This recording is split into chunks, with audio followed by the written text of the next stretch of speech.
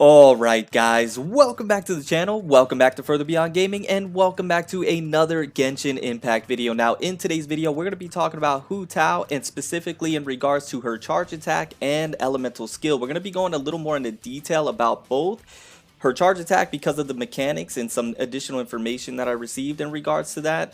And then her elemental skill because I believe it's going to be the bread and butter in regards to how are you going to use Hu Tao gameplay wise. So I do hope you enjoyed today's video and I do hope you enjoy the content. And let's go ahead and get straight into it.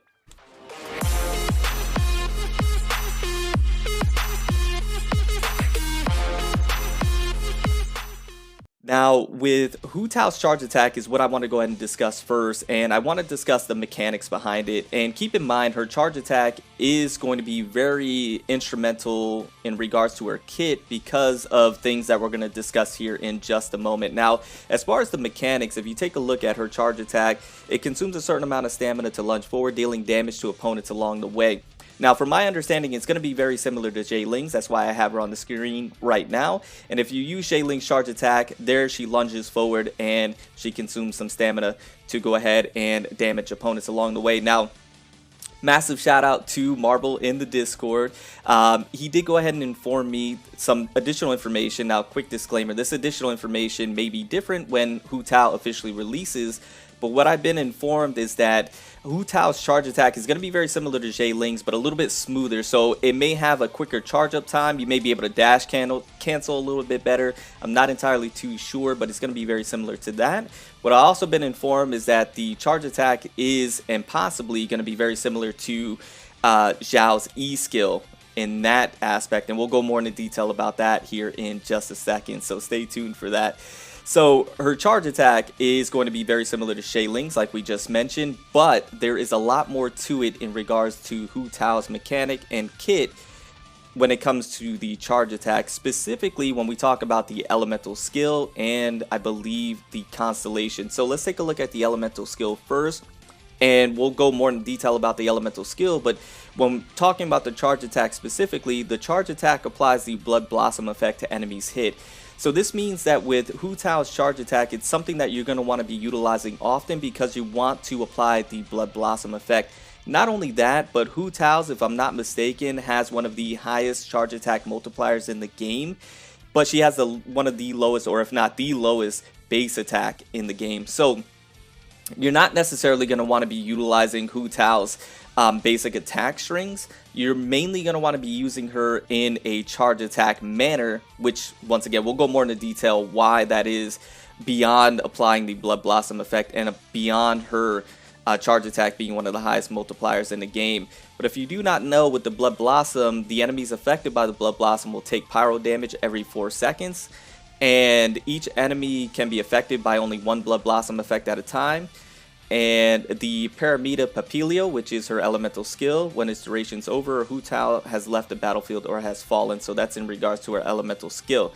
So the Blood Blossom effect can be applied through her charge attack, which is something that you wanting to be utilizing, like I mentioned, so you can get more damage over time in regards to her damage output and potential. But if we go down over to, like I mentioned, I believe it's within her elemental skill, and this is on her C1, while in the Paramita Papilio, which is her elemental skill, in that state, which is activated by Guide to Afterlife, excuse me, Hu Tao's charge attacks do not consume stamina. So that is pretty ridiculous. So you could basically do, if you have a C1 Hu Tao, keep in mind that may not be realistic for everybody, but if you do have a C1 Hu Tao, then you're basically going to be able to utilize the charge attack, apply the Blood Blossom effect, and not be consuming any stamina, which means this can be a reliable form of attacking for your Hu Tao at C1, which is absolutely ridiculous. And remember, doing the charge attack applies the Blood Blossom effect, which then allows you to do damage over time in regards to pyro damage every 4 seconds. So absolutely and utterly ridiculous in that regards. Alright guys, now another thing that I did want to mention is that apparently, now once again, this could be different when it's in game and she officially releases, but that when she enters her Paramita Papilio state, or she pops her elemental skill, it's going to be very similar to Zhao's elemental burst, which is actually going to be incredible. So you know how Zhao transforms when he goes into his elemental burst and he gets a boost of power in his attack, jumping abilities, and things of that nature? Well, apparently when Hu Tao pops her elemental skill, it's going to be very similar to this, to where she transforms and now she becomes an extreme powerhouse, and when she does her charge attack, it's going to be very similar to Zhao's E ability or his dash. So it's going to be incredible to see. Like I mentioned, cannot wait to get more gameplay on that and be able to see more of that as well, to get an idea of exactly what we're looking at when it comes to Hu Tao's elemental skill and her charge attack, how it's going to work specifically. But if that is the case, if it's like Zhao's elemental burst just on her elemental skill, that's going to be very exciting and very fun to play with. And it's going to be one of those things to, like I mentioned earlier, where you're going to want to utilize that quite often and be able to go ahead and pop that often. And keep in mind, when you do the elemental skill for Hu Tao, it does consume a portion of her HP. Much like Zhao's elemental burst, that his HP diminishes on a tick status. So they're very similar in that way, but that was one other thing that I wanted to mention, or just at least clarify. So if we take a look at Hu Tao's elemental skill, if you're unaware, it increases Hu Tao's attack based on her max HP at the time of entering this state. Attack bonus gained this way cannot exceed 400% of Hu Tao's base attack. Converts attack damage to pyro damage, which cannot be overridden by other elemental infusion. Charge attacks applied by the Blood Blossom effect to enemies hit, and it increases Hu Tao's resistance to interruptions. So this is where I mentioned that Hu Tao's elemental skill is probably going to be the bread and butter of her gameplay, because this is something that you want to go ahead and utilize often. So basically it, in a sense, transforms Hu Tao into an absolute powerhouse, and it allows you to gain ignore interruption. So she can't be interrupted when she's doing her attacks, or it at least increases that for the most part. And it converts her damage to pyro damage, and her charge attacks apply the Blood Blossom effect.